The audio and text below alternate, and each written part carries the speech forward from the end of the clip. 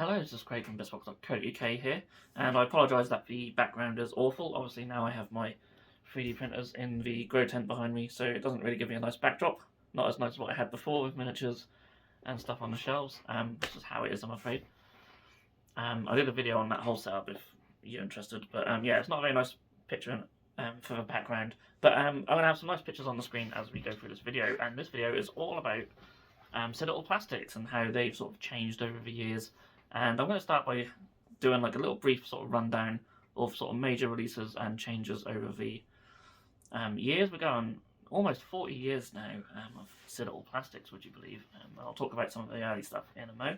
And then afterwards we'll have a little look at how the Sprues are different now to how they were even like 10 years ago.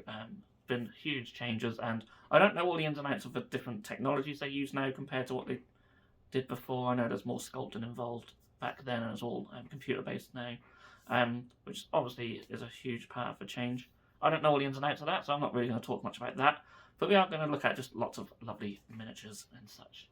And yeah, it'll be a trip down memory lane for a lot of you, I'm sure, and for those of you who aren't old enough to remember some of it, and I'm not even old enough to remember the early stuff, and there was some stuff we're going to look at in a minute which was before I was even born, so yeah, it's amazing to think they've been creating plastic models for so long. And to be fair, we've been selling them now for 16 years ourselves, so that's just mad. Anyway, let's get straight into it. So going way back, I've done some research for this video, and there's a lot just from up here as well, so I apologise if there's gaps, I apologise if there's anything wrong.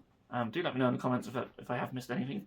But going all the way back to roughly 1985, which is before my time, I did manage to find Citadel were releasing some dwarfs and some orcs. So we had psychostyrene dwarfs. So these are really cool. You got a few sort of head options and a couple of weapon options. And they also done these drastic plastic orcs. Now they may have had other releases around this time. I don't know. I've only done a little bit of research on this, but these are like the earliest I could find. And they actually look pretty decent, I think. Like when you compare them to stuff over the next sort of 20 years, what we're going to see, it's probably held up for quite a while. So really cool. But I suppose we're going to fast forward a little bit to 1989, and then we're going to look at the Rogue Trader Space Marines. And I think that's when they came out. And there was a few plastic sets around this time actually. Yeah, I'm too young to really remember when these were released, but I am familiar with the miniatures. I have actually owned some, and I have no idea if I still have them or where they are. I might have sold them on, I don't know, but I've seen them. They're really scrawny, with old beaky Marines. Very cool though. Yeah, very different to the Mark 6 Marines we have these days, but these were the first Space Marines that were in plastic, and yeah, they're really cool. And around that time there was other sets, to name a couple. We had plastic Space Dwarfs, well, obviously Squats, or now the Leagues of Votan, and these Imperial Guard as well. And I just wanted to show these because I actually really like the look of these old school Imperial Guard. I think they're quite cool. They're sort of nothing like the Acadians that we are used to now, but I really like them. Maybe one day I'll look into picking some up. I actually quite like these. So yeah, moving forward, 1992 was when they released the 4th edition starter set for Fantasy. So not all this video will be about 40k. 40k is what I'm more familiar with, but I'll try and chuck some Fantasy in there as well, and Age of Sigmar. And yeah, so this starter set came out before the 40k 2nd edition, so I think this is the first actual starter set with rules and stuff, unless a Rogue Trader one did, but I couldn't find anything like that. But anyway, so this was the first Warhammer Fantasy starter set that actually had miniatures with it, and before they were just releasing rulebooks. So this is 4th edition, 1992, and it had some High Elves and some Goblins, and these just clipped onto the slot bases, but I think you had to glue the shields on. And this was quite common with a lot of the early Warhammer Fantasy plastics. I remember getting the 5th edition starter set, which came out about 4 years later. That was the first ever box that I got. And that had the Lizardmen and the Bretonnians.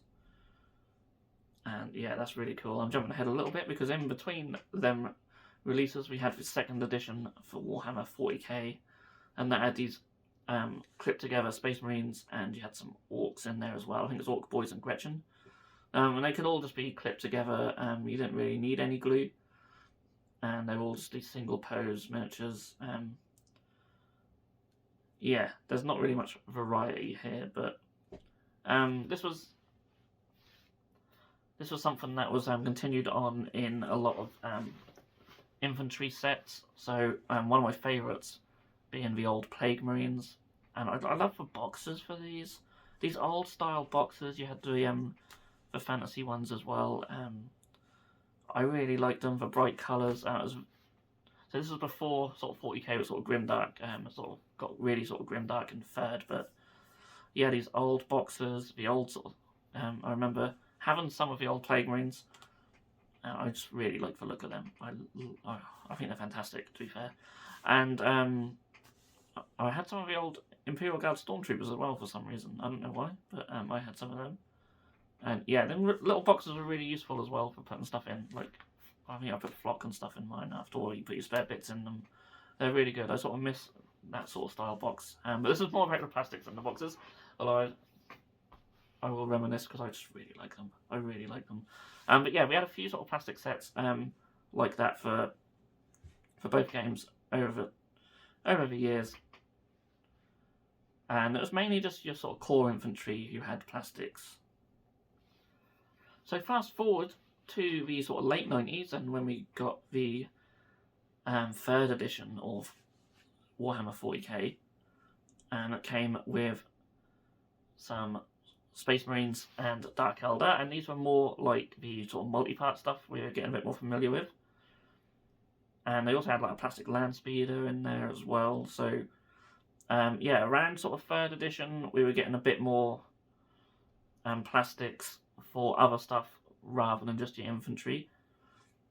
So yeah, we had like Space Marines had like bikes. Chaos got some bikes as well later on. The Dark Eldar had like the Raiders. A lot of armies in 40k were getting their vehicles in plastic.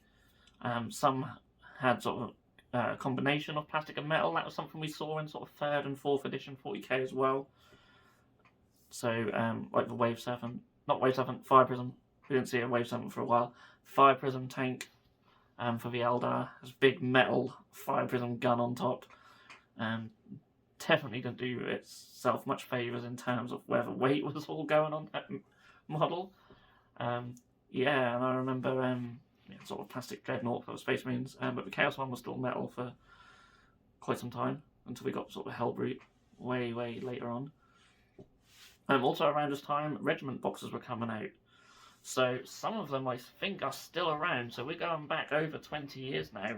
I remember the first White Dwarf magazine I got was about 1999, I want to say. Might have been 98. I don't know. 98, 99. And I remember there's a little article in there about regiment boxes. So and there's like Night Goblins. Khorne Berserkers came out around that time, and they're only now being updated as I record this video. And I don't know if the Night Goblins are still the same ones now. They might be. Someone will have to let me know in the comments. But you know, these multi-pack kits are really cool. They do stand the test of time to a degree.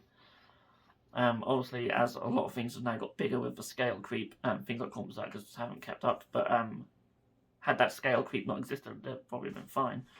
But the new ones do look amazing.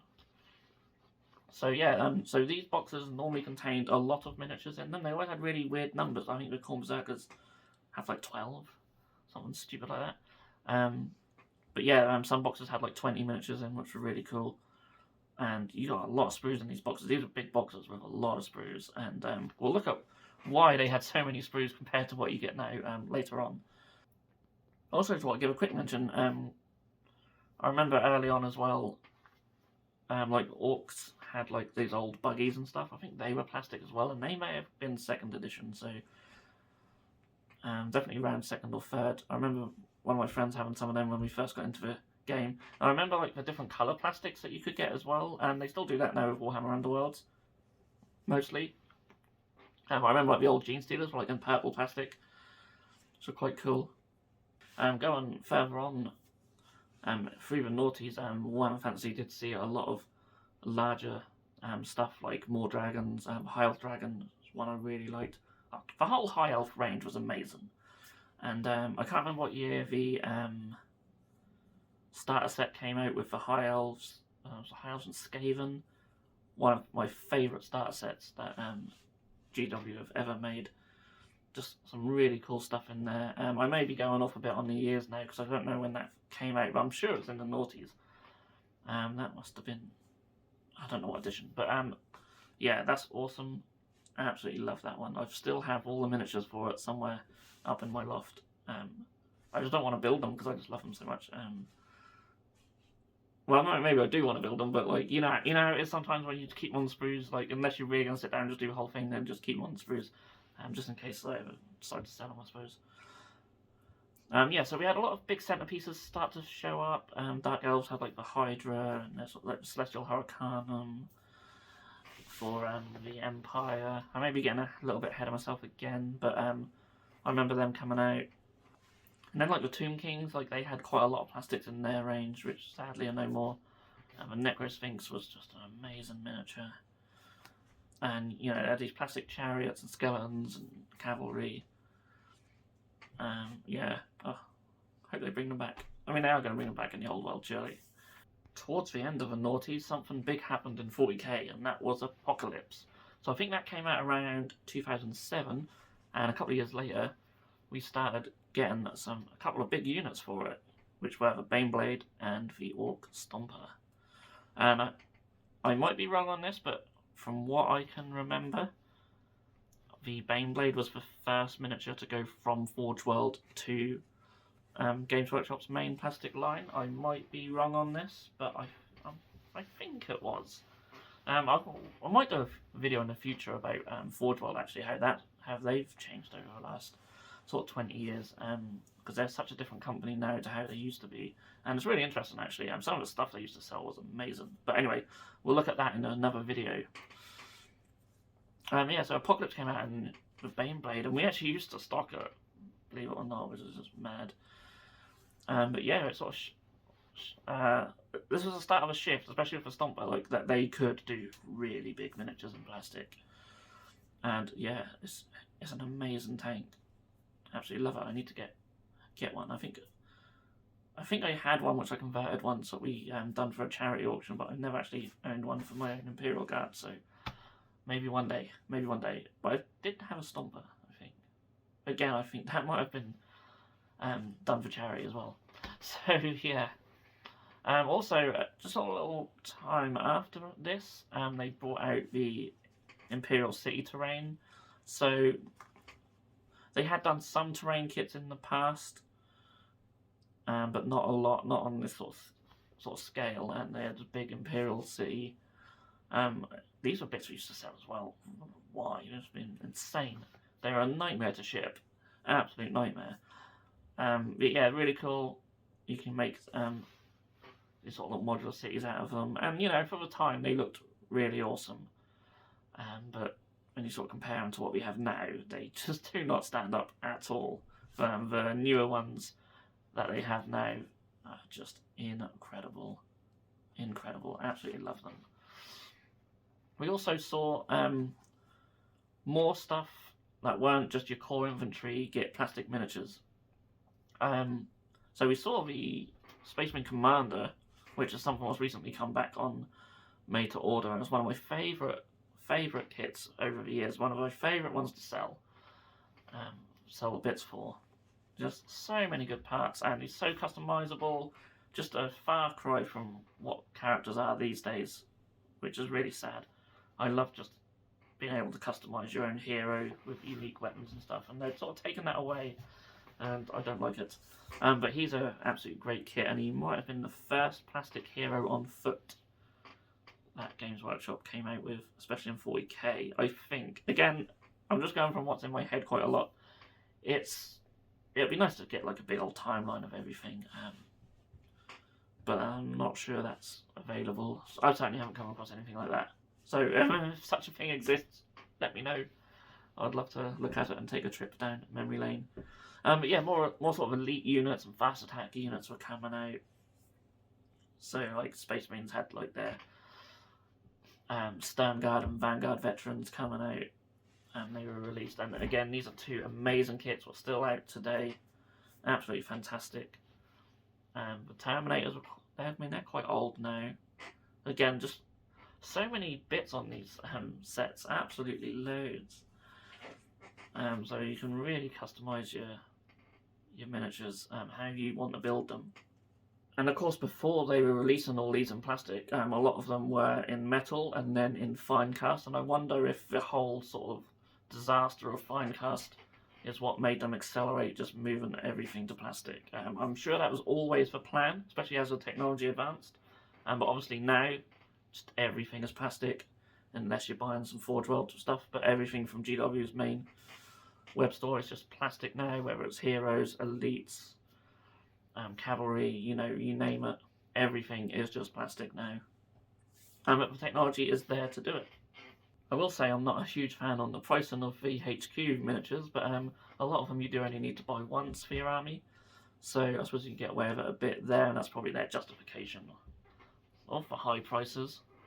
But that's just one thing I don't like about all the characters now being in plastic. You sort of didn't mind so much when it was like a more expensive material like metal or resin, but even then like they weren't that expensive compared to what they are now. So yeah, but I'm not one who moans about GW prices. They are what they are. And that sort of brings me to the more recent releases now, and I'm going to sort of look at them compared to some of the older stuff. And one of my favourite sets of the old Regiment boxes were the Vampire Count's Zombies, and they're really cool. I know they're probably a sort of love them or hate them type unit, because they were quite cartoony, a bit goofy. They had massive hands, but that's just the way, I suppose. That's how it was back then. The way the miniatures were sculpted and stuff, it was very hard to do the tiny little hands sort of in proper proportion. And same, even for heads and stuff, were a little bit bigger than they probably need to be. But yeah, sort of comparing them to the zombies we've got now, I'm not really a fan of them, to be fair. But they are worlds apart. And if you look at the sprues for the old zombies, and you get this a lot in the old regiment sprues, as I said earlier, you get a lot of sprues in these sets, but when you look at the sprues, the bits are really spaced out on the sprues. They're not just crammed in like they are today, and that's just all done by how they're designed and made. GW can really just cram so much in on the sprues now, which is brilliant because there's less plastic frames which is going to waste. Although ours actually all get recycled, and that is another video I want to talk about in the future.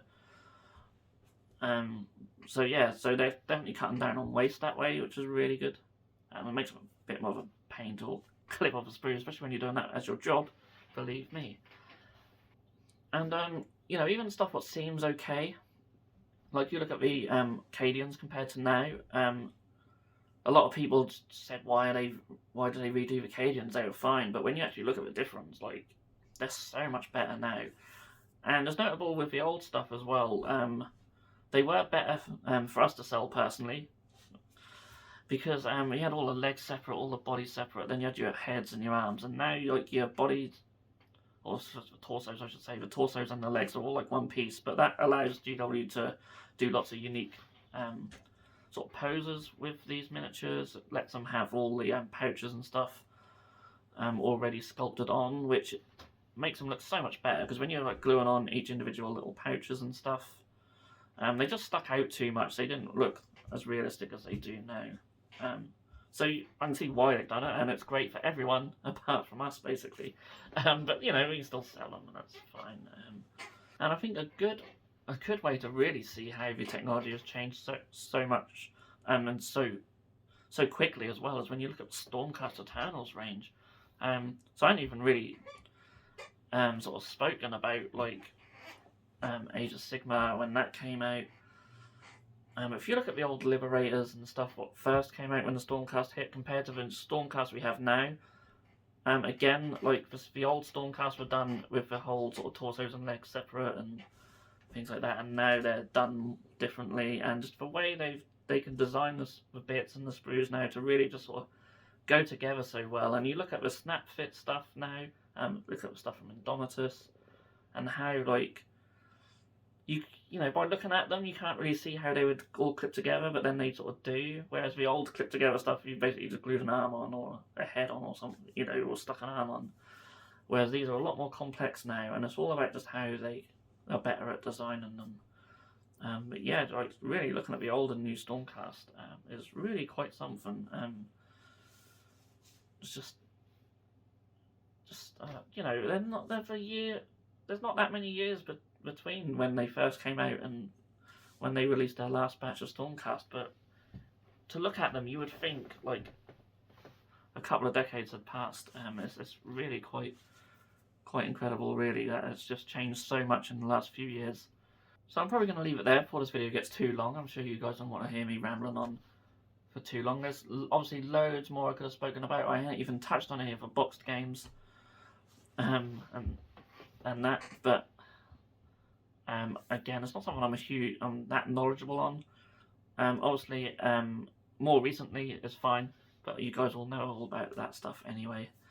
Yeah, when you look at like the Warcry sets and the Kill Team sets, some of the terrain in there is fantastic. The miniatures are really highly detailed.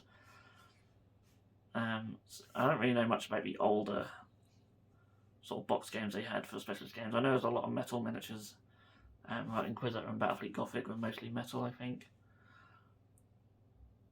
But I think Mordheim had metal miniatures, but I think the starter set had plastics, and some of them were actually phenomenal as well. Definitely look them up. Everyone loves Mordheim. I really hope Old World, when that comes out, will give us Mordheim alongside it in the future, because it's one of the best things GW ever made. Anyway, that's not what this video is about, so I'm going to leave it there.